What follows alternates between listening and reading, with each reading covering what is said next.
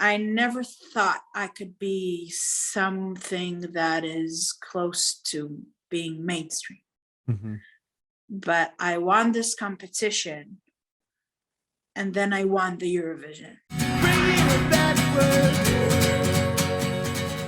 Hey, Hey, Netta, how are you? I'm fine. How are you? I am fantastic. I appreciate you doing this. I appreciate you having me. Of It's course. daylight for you. Wow. It is. Where? What time is it for you? Dark. Dark 10, time? 10, it's the dark time, indeed. 10 p.m.? It's at 10:30. 10:30. Well, I appreciate you staying up for this. I'm a musician. It's kind of natural now. Okay. I hope I don't disappoint. I love your shirt, by the way. Thank you so much. I just got it in an anime festival. Oh, really? Yeah, it was purple. It looked cute. I have like friends that are obsessed with anime and manga, and I'm very supportive. So I go with them and buy everything cool. That is cool. I love the art. I have a shirt similar, but the eyes are looking right instead of straightforward. Brings us closer together. Yeah, and I feel it too. I was gonna wear it, which would have been really weird if we were both wearing the same exact ish t-shirt. It would have been epic. I'm not the kind of girl that is intimidated by that. Yours is better than mine. I would give it to you. Thrilled if that happened. Should I go change? No, just kidding. Well, again, I appreciate you doing this. My name is Adam, if I didn't say that earlier, and this is about you and your journey in music. And of course, we'll talk about the new record as well. By the way, can you hear me good? Mm-hmm. Sounds great. Good. Cool. Considering the iPad sound. Oh, it sounds great. Good. Yeah, sounds great. And you're clear across the world from me, I believe. Isn't technology great? It's insane. It's really insane. Are you in Israel now? I am right now in Jaffa, which is the ancient side of Tel Aviv. Okay. I live in like a very old house, which has like this beautiful arches. It's like 100-year-old, and I am living the dream. That is amazing. That is so cool. I've never been to Israel, but I've always wanted to go. A friend of mine goes pretty often. And he was like, dude, you need to go. It's so incredible. And like, yeah. Israel is magic. It is magic. I'm always torn, living here and pursuing my music worldwide, like working with so many people everywhere. It's like it seems like I'm creating music in English, and over here the language they speak is Hebrew. Mm-hmm. We speak so it has a lot of difficulties to pursue. For example, us doing this interview in 10:30, which is way past a healthy bedtime for me, but I couldn't give up living here in a million years. There's something here in the vibe and the magic, and that is that we can't take every day for granted. It's like it's so difficult living here, but it's also magic. It's magic. The food is unbelievable. Everywhere else is just mediocre. And I am in love with the people here. They don't understand my music much, but I am in love with the people here. Oh, sure, because it's all in English. So How long have you been writing in English? Is that something you've done since the beginning? It is interesting to talk about it, actually. I'm actually not until a very late stage in my career. I wasn't a songwriter. I was I was improvising in English. I Mhm. was a house singer in a bar Oh, where okay. they played blues. And I was paid with beer, and I was eating out of people's plates while I was singing, and I was doing cabaret without understanding what I was doing, and I was improvising in English. It was more comfortable for me to be in that character. It was so much different than it gave me confidence that people cannot understand what I'm saying. It gave me like this Oh, barrier. It was okay. interesting That is to do. interesting. And then, and while you do something for a very long time, you get good. And I got very comfortable and fluent. And it kind of like, it happened naturally for me to start writing in English. The music I grew up with is very, very Motown. It's very Aretha Franklin and Ray Charles and Bessie Smith, and then followed by Erykah Badu and so many more, including a lot of artists from the pop arena, like Christina and Beyonce and Britney, my love, and it all came to be that the language that I created is English.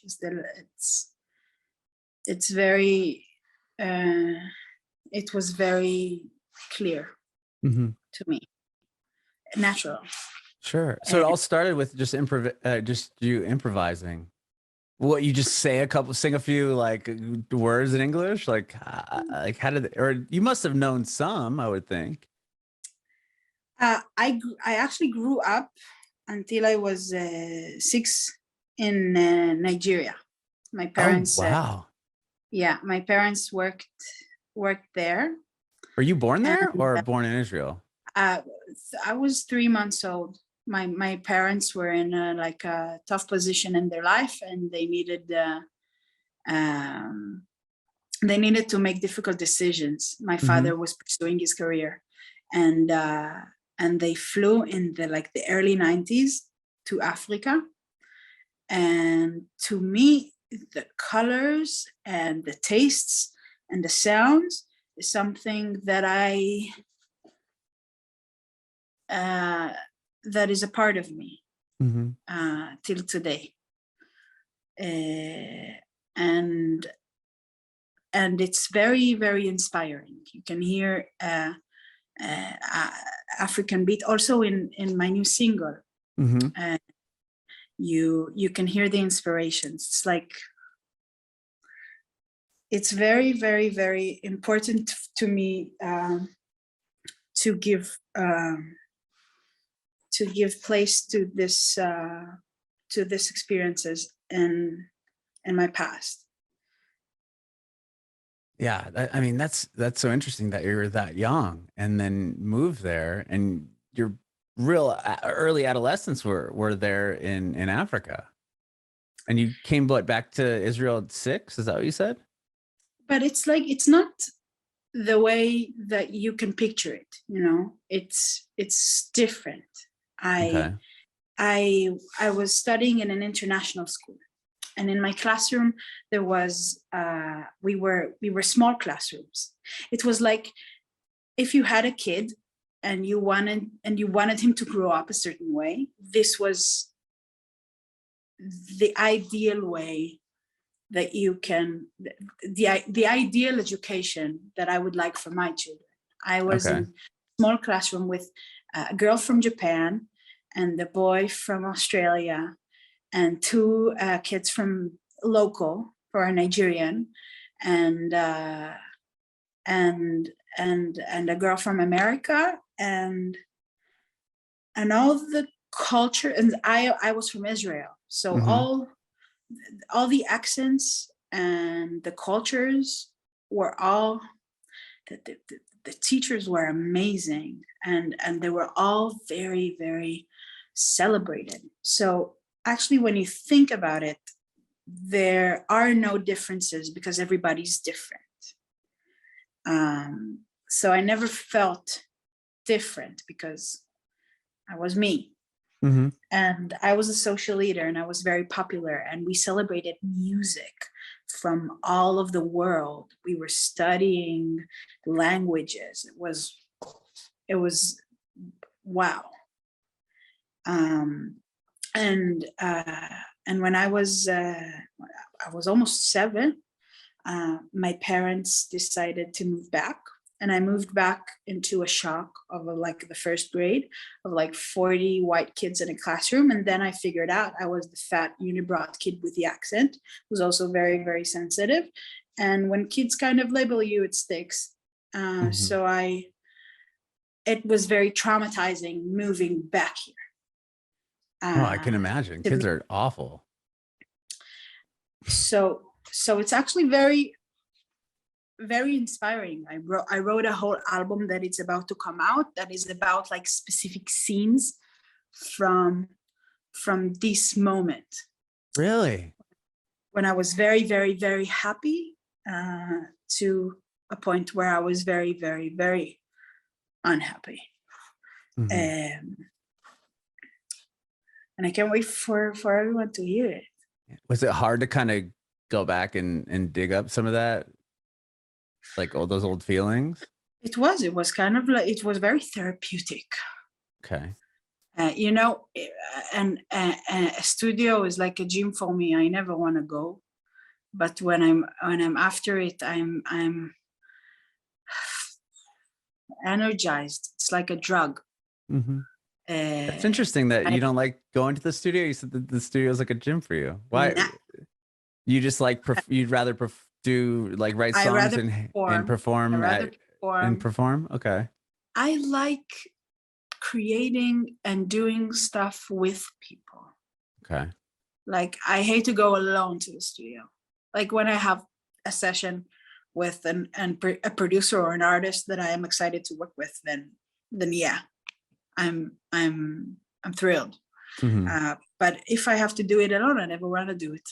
I never want to. It's more like work. But I know it makes me feel so good after I do it. Like mm-hmm. I thank myself that I did it, because in the core of what I am lazy. I'm sorry, but I like the couch and I like the Netflix and don't we all?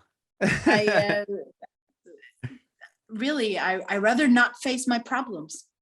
Mm-hmm. I just rather not to, but I have to, and I make myself go. And then what happens there is it liberates me and it makes me feel so much better about myself. Music saves me from so many dark places. It's like when a snake gets out of his skin. It's liberating. Mm-hmm. To me, it liberates me from it's doing something new. There's nothing more beautiful to me than mm-hmm. that. Like to pay an effort to release something out of you. Mm-hmm. I deal in a studio with jealousy, with comparison to other artists or people. Of course. With me missing other people, with my broken heart, which is the theme of my new single. Mm-hmm. And I deal with how mad I am about my mom and how bad I feel for being mad at her. It's like, it's every time it's a new problem. Of course, I don't want to go to the studio. Who wants to deal with this? Right. But it's therapeutic. It sounds like, I mean, to get it out and then to leave with a piece of music or a song. It's also, I never take the easy way, because I can't fool myself. If something that I make is not great, then then there's no truth in it. You know, I can go to the studio and I can do something like you know, a lot of I've been through a lot of writing sessions in LA, and some people are like, yeah, let's listen to like Ariana, or let's listen to like and let's do something like that. I think the challenge that I challenge myself is to do something always that would excite me. And I'm a very tough crowd for me, the toughest. And I'm very, very hard on myself. And it's something I have to face when I am writing.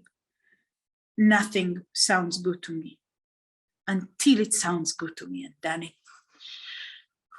that moment, it makes me feel good all week when it comes. Have you always been hard on yourself like that? I mean, aside from in music? Yeah. I have, it's you know, it's this cliche thing that that people tell you to say in interviews. Tell the people that you're a perfectionist. That's your bad quality. but it's my bad quality. It fucks me over so many times. I do the most expensive videos. Why? Because I want things to be perfect. I spent a year. Listen, when we wrote Nails, it was 2019. 2019 was the first idea, and we wrote something in a room full of people.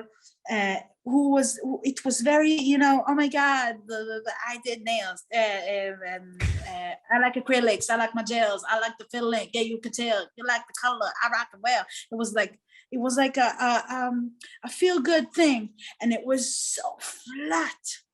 It had no depth, and we spent over 50 sessions on it, and it has like maybe 15 versions, and nothing felt like it. Nothing. And I was blaming everybody else. And I was blaming, it's a cycle. I was blaming everybody, and then I was blaming myself that I'm not good enough for the song.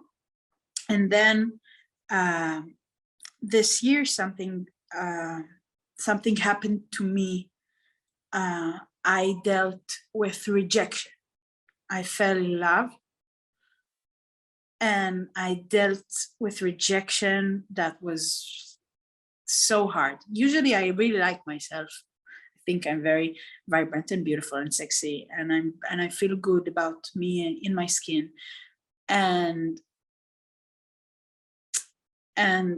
when this happened, I felt so small, and it was like, it was in correlation with the world. The whole world kind of like, I felt it was rejecting me because of COVID and everything, you know. I think a lot of people felt this way. And when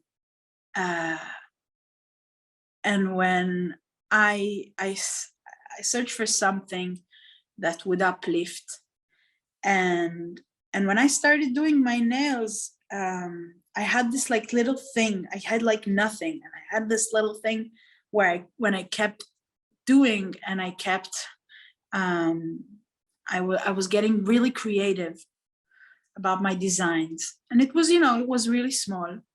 And then I started to dig into the history of nails and the culture, and where does it come from. And I went into this deep Google dive, and I found a group of women in Jersey who calls themselves the long nail goddesses. And they have like a couple of YouTube shorts where people came and documented them. where they have the longest nails in the country. And I don't know, they have like 15 or 16. I don't know your measurements. You're American. Yeah. But it's looks about a foot and a half. This long. Oh my goodness. And they have all these buttons and crystals on it. And the most amazing thing is they tell how they are getting through their hardship through their nails, which was I was very weirded out, but I was also very, very connected in a way that I kept on digging and asking myself why. Mm-hmm. It's the first thing that you see about yourself when you're not looking in the mirror. It's when you shake someone else's hand. It invites energy from the outside world to you. It's like, oh, nice nails. People are drawn to it. You attract good energy when you show up for yourself. Mm-hmm. So it's a metaphor for loving you and not needing anybody else to confirm that you are good enough and you deserve for you to show up for you. I don't know. Mm-hmm. No, I like that. I think it's funny that their nails, it's not funny, but what I'm thinking is when you said about these women in Jersey, they represent their hardships. And I was thinking like how hard it would be to even do anything with that nails that long. They say they can do anything. I don't get it. Like, how do you eat? You're just like of specific stuff like picking up your credit. You're taking up the credit card out of the ATM. That's apparently impossible. And I would think picking up anything. Writing. Other than that, they do everything. How do you write? You got your pen right here, and it's you'd have to. They are amazing. That's incredible. I'd like to see him do a drawing. Oh, I can draw. Well, you can draw? I meant with 15, with said 2.5 foot nails. That'd be a hard thing to do. They do everything. You go on YouTube and you search for them. They are Wonder Woman with long nails. I'm checking that out when we're done with this interview. That's so interesting. Really, really great. I actually went and met them. And did you really? Yes, I said I needed to. I really needed to do it, and I had like 2 shows in New York, and I said, okay, that's the opportunity. Mm-hmm. And I called the salon, and they said, okay, yeah, and they have like a leader. Her name is Maria, and she is the only one that is willing to take care of their crazy obsession, and they all meet annually, like not annually, like every month. They are like a support group for each other, and it's very, very, very. It's very heartwarming in a very charming way. And nails is a big trend these couple of years. It's it has been a big thing. Like it's a big trend, acrylic nails. And I just found these women. This is insane. Sorry, I had to look it up. Like I had no pay. I couldn't mm-hmm. wait. I wasn't lying. Weren't lying. No. Wow. These are massive. And like there's like full on like drawings on the nail.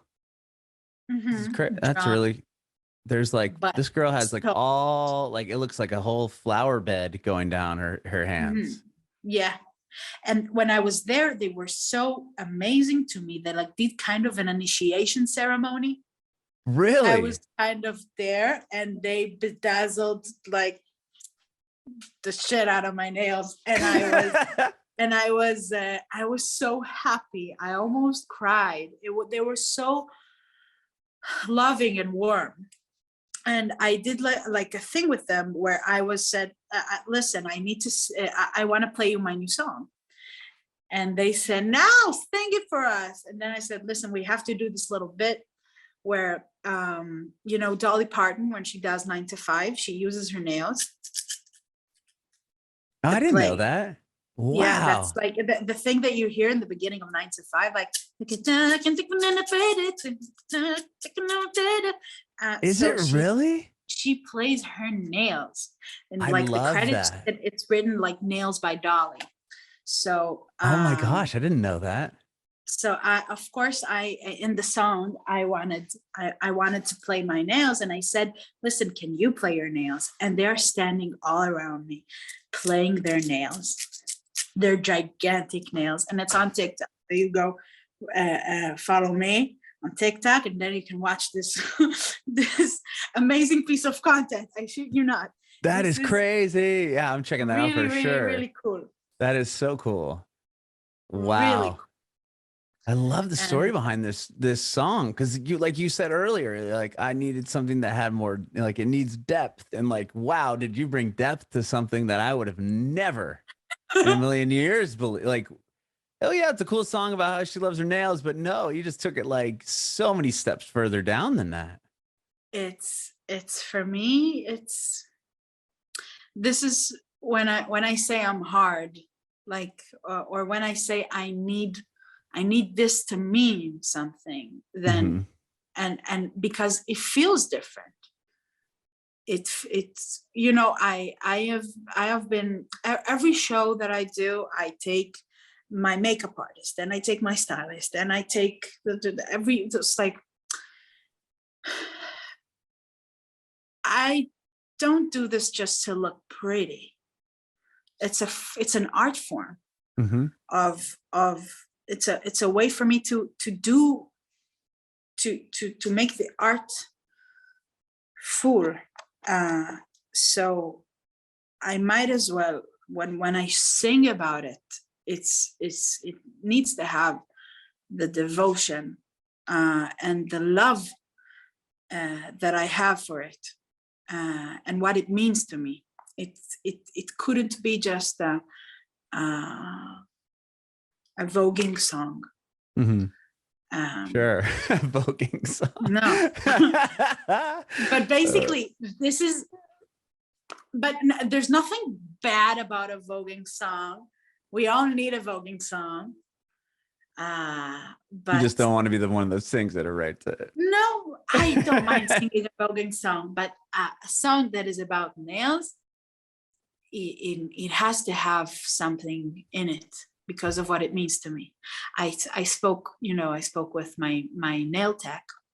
His name is Ben, and he said that his mother, he comes from a very difficult background, and he said that his mother, when they had so little to eat, she would always save like $50 for a manicure. Wow. Because it and I get that, because it gives you a sense of control. It gives you a sense that everything is okay. It gives other people the idea that you are doing okay. For someone, it's a shave for someone. It's not. It's right. It's not looking. I see what you're saying.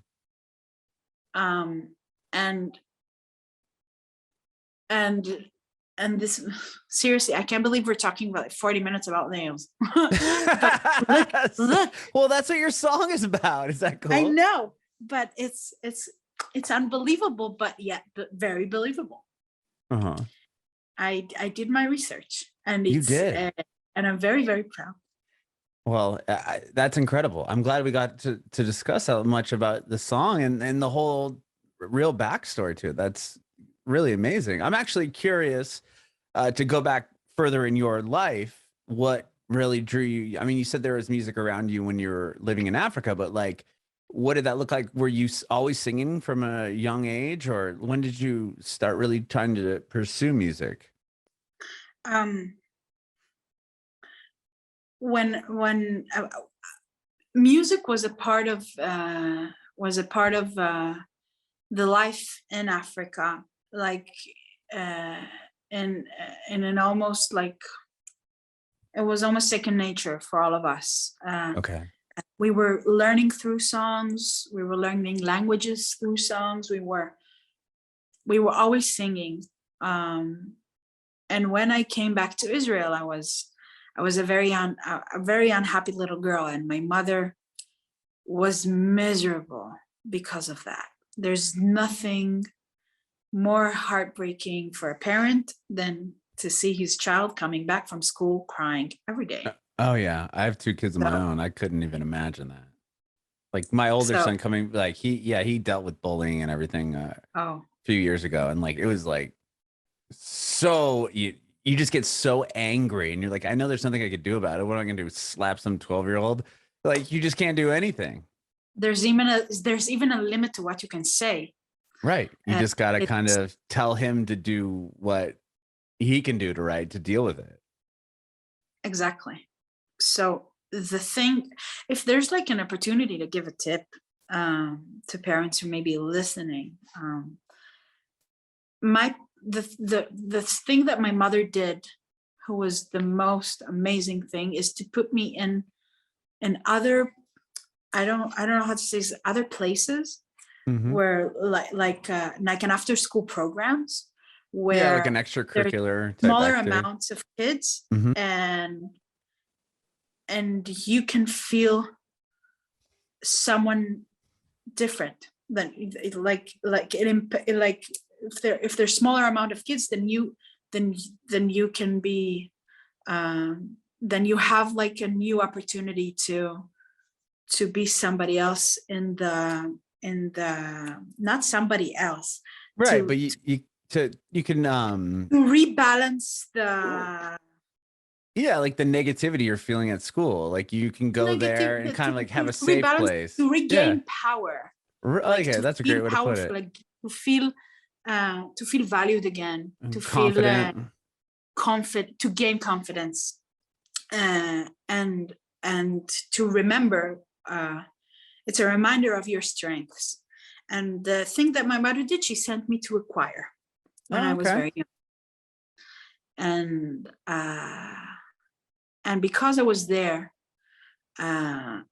it was very clear very early that I have a musical talent. I remember the teacher giving me the conductor. This is how you say that. The conductor giving me a solo, and I remember singing, and I remember the heads turning. This was the first like heart proof that whoa, I can do something other people are struggling to do.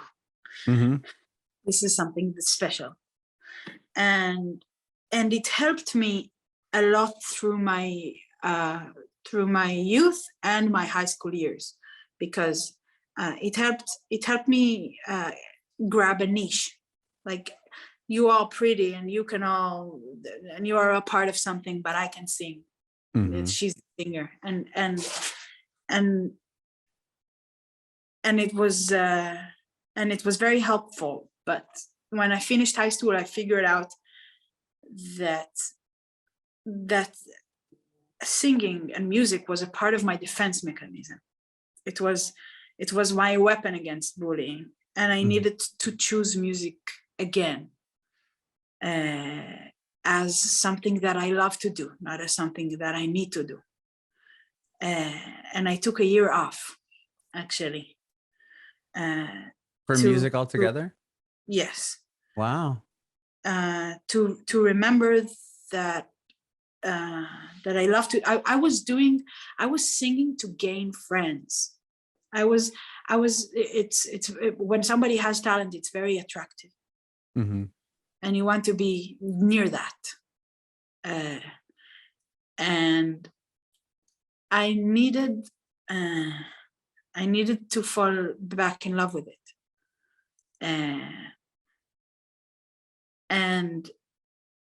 And it really, really helped me. Well, taking that year off, don't you, correct me if I'm wrong, in Israel, don't you have to serve at least 2 years in the military? After I finished high school, I did a year my year off was a Okay. year. It was kind of a community service thing. Okay. Not because you did something bad, because you choose to do. You choose to do that, and I did a year. You can do that instead. Oh, okay. No, I didn't do that. I did it, and in an addition to, I did so. Oh, wow. Okay. So I lived in a commune with in Tiberias, which is right near the Sea of Galilee. Okay. And I was teaching guitar in a school, and all the kids that didn't want to go into class, that were out. It was tough kids from tough backgrounds. Okay. So I tried to teach them how to play guitar, and they broke all my guitars, and instead I played a whole year of soccer, which was really, really cool for me. And the kids broke your guitars? Of course, they're they're tough kids. And after them, after it, it was a beautiful journey for them and for me. They helped me fix it, and after it, we did. They did learn how to play it, but they also taught me a lot. It was very, very therapeutic for all of us. I love that year in my life. And after that, I went in and I did the military. I was in the Navy. Mm-hmm. And there's like, because the army in Israel is so wide and everybody needs to serve, there's like a job for everybody. You don't actually, there's like a very small percentage of combat soldiers. I was singing actually as the job. Oh, that's cool. And it was a great performance school, because not all of the time people are interested in seeing you. Mm-hmm. It's a military thing. Where you tell soldiers today, now you have a performance, now you have to sit through a performance, and you tell us that you have to perform there. Right. And then it's a great lesson in how to grab an audience. Right. Especially, one that doesn't want to be there, right? They're like, oh, they're going to sit through this whole performance. And then if you can pull them in, like, that's a total win. Mm-hmm. Exactly. Wow. So this was like a great boot camp for real life. Mm-hmm. As a performer. And when I got into like jamming in bars, it was very, very helpful. It's not always it's not an easy crowd. Mm-hmm. People are drunk, they want specific things. Right. When the music's not good, then they're very vocal about it. and I learned to adore it and to love it and to perfect this craft. For example, the bar was very moldy, and there were a lot of power breaks. Like, imagine like in the middle of a performance, like you have 150 drunk people in the club, and you're singing, and then the power goes out. Then no electricity, no guitars, no lights, no microphones. And I would go up on the bar with a snare drum. I would take the snare drum and I would do a thing. And it was like, and then we started to do it like on purpose. Like okay. the power breaks on purpose. It became a part of the routine. I like that. Mm-hmm. I've learned so much as such an insecure kid, performing for 4 years straight, like every Sunday and every Wednesday. This is what I was doing. And this was performance school. This was music school. Mm-hmm. this is how you get good. This was my greenhouse, my playground, my safe place where I can grow. You know, I went to music school, and I realized that over there I am learning so much more. And when I met my producer, his name is Avshalom, I have like a second part to my all of my songs and my creations are made with this guy. And I realized that together with him, I am learning so much more than I am learning in classroom. And I owe that to him. I really do. So you ended up I would imagine you stopped going to school there. And just after a year. Yeah. Okay. And when do you went on to a television show, didn't you? I did. Okay. Well, you were on Eurovision. I want to talk about that, but before that, you applied for a different show? I did. Well, is that difficult? Like a difficult decision? Very. After doing the bar thing wasn't a thing that was easy for me to do because it wasn't paying my bills. It just wasn't. And I was trying to perform in weddings, and they were saying I was too much for them sometimes. I was trying to get gigs, to sing backup, and I was always too colorful, too unique. I took too much space and too much presence. And you're a star. They're like, okay, she's gonna outshine us all. Let's not hire her. It could be, but it was like, if it's not gonna, I was trying to be a singer for hire, because I am so hard on myself. When I never released anything before that show, I never released anything on my own. There's something about the bar that was so unobligating. I just needed to come in a certain hour and didn't write anything, wasn't supposed to learn anything. I was just there, and I could be entertaining. And when somebody says, "Hey, you were shit," then I would say, "Hey, it's the situation's shit. Everyone's dropped." I could blame everybody. Right. And it was something. It was something fun to do, like under the radar. And when you also sing for somebody, and you sing back up, and you're in other people's projects, then your name isn't on it. Then it's fine. Then it's cool. And I was like forced to kind of like, you need to own your stuff. You need to show up. This is playtime's over. And if you are not going to do it, then music is not going to be a thing. You have to go back.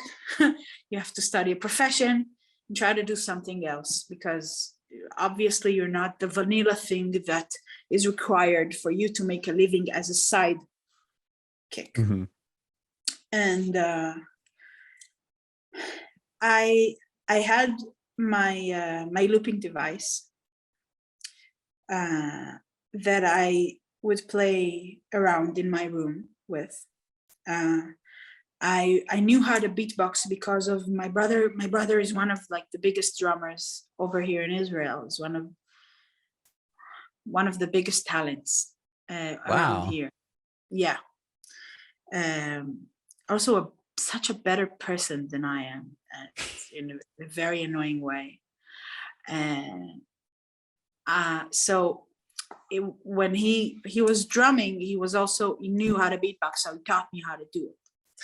And because I was in a choir, I was very aware of harmonies. And always when I was hearing something in the radio, I was always harmonized the second vocal and the third vocal, and I was very into that. And I saw a video of Kimbra one day doing Settle Down, and I said, if I buy what she is playing with, then I could have so much fun. And then I bought it, and I was very scared of what would happen if I touched it, and I realized I need to work really, really hard for it to sound really, really good. Mm-hmm. So I didn't touch it for 4 years. And then when the thing about money came, I got a call from the reality show. Mm-hmm. And they were asking me to come, and I was really afraid that people in Tel Aviv would say that I sold out, because, you know, it's considered very, very 1 minute, 15 minutes of fame.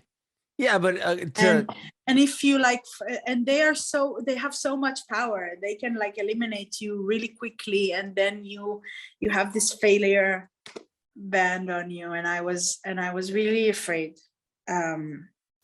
to do it. And then I got a call from my mom that says, Netta, you need to go back home. I'm not paying your rent anymore. And I was upset. And I realized that if this is over, I need to pay. I need to give it one more shot. If this is my last shot, then so be it. I'm gonna go up with a bang. So I realized that if I'm going to a reality show, I need some protection. I need them. I needed something that would protect me from other people's ideas of what should I become, what should I be, because TV people, sometimes they're very worn out, and they think in forms. Like they think in they usually they want to do their job. They don't think about like creating art, or like they want to, okay, so you're fat and you're nice, you're gonna be the Israeli Adele for us, okay? Oh, got you. Okay. Someone like you, 2 minutes, go up on stage. This is what you see, basically. This is what's comfortable. It was before Lizzo era. It was before everything. And I knew that if I take my looper, then I can control my musical choices, and I can control, because everything is happening live on stage, and I can control my arrangements, and I can control everything, actually. So I put that as like a condition for myself. And then I went to do an audition. Of course, it was like they scheduled like 3 or 4 auditions for me, because I always lied that my house was flooded, because I didn't want to deal with it and go. I was so afraid and scared. And when I did it, I because there was always a problem of amplifying my looper, so I came with like a sack of 6 headphones, so they can all really, really hear what I am doing. That's smart. And I came into that room, and I sat on like a plastic chair, and I gave all of them, out of like the like worn out TV people that already seen everything. Right. I gave them the headphones, and the prize for winning this show was actually going to Eurovision, which is, for people who don't know what it is a weird song competition weird and magical, which every country from Europe for about 60 years sends an original song, and there's a TV broadcast of all of the songs from all of the world competing, and one of them wins, and it is wildly popular. Oh, it's massive. And it's people watch it more than people watch the Super Bowl. It's a live broadcast with 200 million views live. This is insane. It's the biggest stage ever.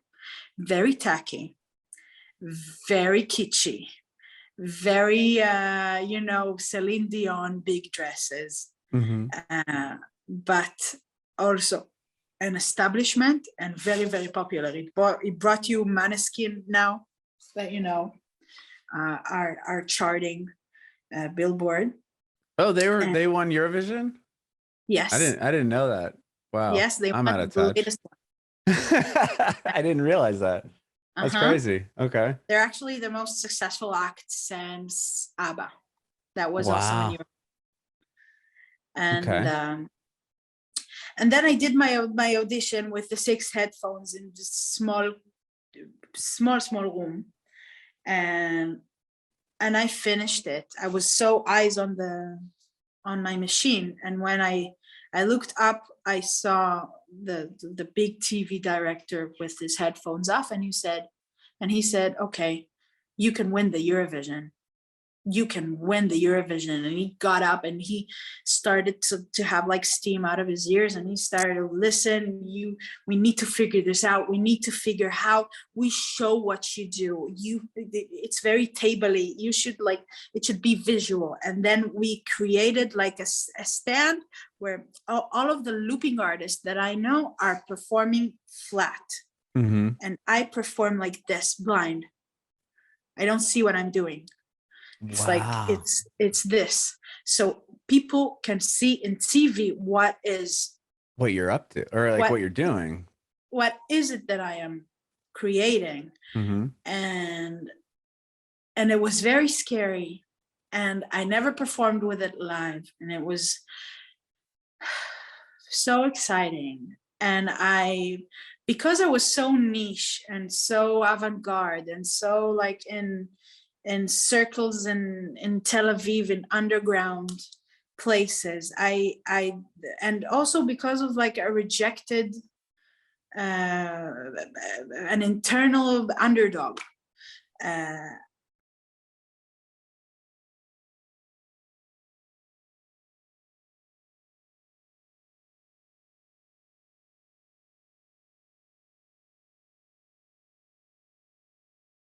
That's so nuts. What was that moment like? Tell me about winning. Just like, can you even like express the emotion? Oh, it's hilarious. It was hilarious. I wasn't, it was like a trip. I wasn't even expecting to go and be winning the show. I knew that I was talented, but I didn't think people get it. Like I always knew that I can that people, because people never got me, not at school, and not sometimes not even my family. I was always, I was always very, very weird and very sensitive. And I didn't think that a good thing could happen. I knew where I belonged, but this whole experience, I realized it's very, very, it's bigger than me. It's a lesson about accepting something different. It's a lesson about power. It's a lesson about kindness. It's a lesson about, the song was very, very empowering to a lot of people. And the story was more important than anything. So many little boys and girls who felt that way was so. It was like there was somebody for them. When I was a little girl, there was one color and one kind and one size of beauty. When I was looking at video clips of pop stars I liked, and when I was looking at pictures of albums, and when I was looking obviously in magazines and fashion shows, only one type. And when I was imagining myself succeeding in music, like that little girl's dream, I was imagining myself thin. I imagined that I was someone else up until I was 22 or something. Mm-hmm. Like in your dreams, you are a thin woman. You're a thin, pretty woman. And I had success at the certain point, probably more than a lot of my colleagues and friends, and I did it still looking like I am, and thinking like I am, and speaking like I am, and that's was a lesson for that was bigger than me. Mm-hmm. It was for so many other people. Yeah. So this was this experience. I try not to dwell on it a lot, because it was a night. It was a night. Yeah, but still, what a night. I mean, to win that contest and be the fourth person ever to win from Israel. Yes. I mean, huge accomplishment. I mean, you probably came home and all the people that you thought were gonna call you a sellout are now like praising you, like, oh my gosh, like you put us on the map. We our country won the whole thing. I mean, how? Yes. You're probably pretty celebrated when you get home, right? Or did they I was very celebrated, and it was scary and crazy and very, very. I was very, very happy. I had like this one song, and this is why it was very, very scary for me, as I wanted to be a songwriter, and like this first song was not even mine, blew up in this kind of way. I needed to follow up, and also to tell myself, hey, this okay, you go in the studio and work now, like this is all good. And 4 years later, I had 3 weeks ago 2 shows in LA and 2 shows in New York. And the people that were there are not aware of Eurovision. They're not aware of if you're a winner or not a winner. They're people that enjoy your art. Mm-hmm. They enjoy what you did after. They enjoy who you are on TikTok. They heard about you wherever. And this is what I think about. It's my way as an artist, is what I give out. This is what exciting for me. Mm-hmm. Is the Eurovision, and the TV show was the first point where I said, okay, I'm owning my shit. And 4 years after that, 4 years of very, very, very hard work, is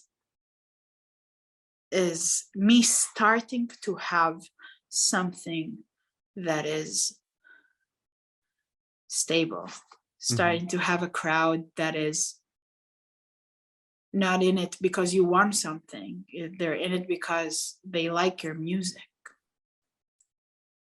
And you're doing a great, I mean, the songs that you put out are awesome. Goodie Bag is a rad record. I will say, like, yeah, I really think it's amazing. Ricky Lake is a great song. I love that. Thank you. And even the new one, we spoke about earlier, I Love Nails, but like you said that you have a record coming out that's all an album. An album, I should say. An album coming out that's all about kind of that darker period of time in your life. And it's not dark. It's not dark. The dark was the coming back part. Okay. But the time in Nigeria was amazing. Okay. So is the record a little more upbeat vibe, or does it kind of take that journey? Is it upbeat, goes into the harder times and then back out? It takes the journey. It's an album. It's a world. It has ballads, and it has sounds, and it has also the happy songs. But it's a new era for my music. I've worked very, very, very hard on it.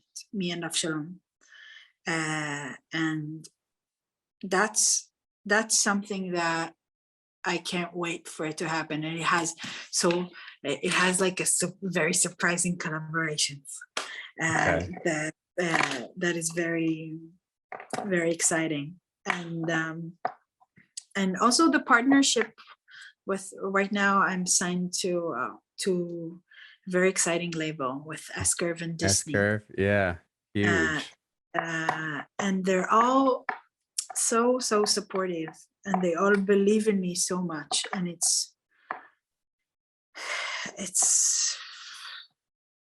means the world to me.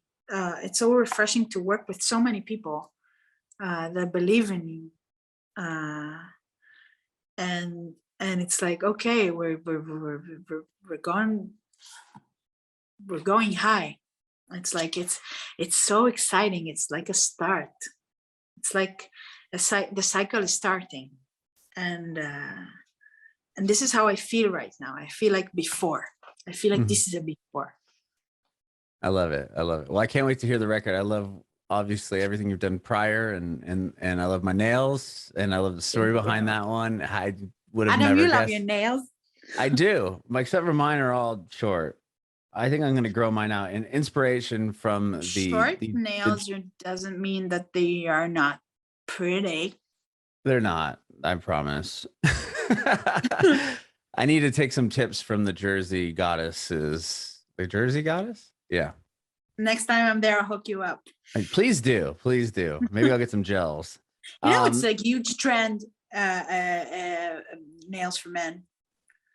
Is also, it? Yes. Okay.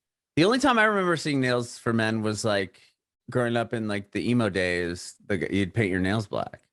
No, right. Or Carson Daly. Remember Carson Daly? Hebrew slipping out of my mouth. Sorry. When you get uncomfortable? When I get comfortable. Okay, I'm glad you're slipping Hebrew. I like that. I had an emo phase. Did you remember Carson Daly? Did you ever watch TRL back in the? I'm sure you did. TRL. Total Request Live on MTV. Did you ever see that? They had the music videos, and that's where like Britney Spears came out of. I mean, or she didn't come out of there, but it was the guy that used to host it, Carson Daly. He used to have, I think, Carson Daly. I know Carson. Yeah, I think he used to just do these two fingers and paint them black. It started something, and then obviously all the emo kids and everything that came after that. But it's good to know that it's made a resurgence for men as well. You really, really are obligated after this interview to explore.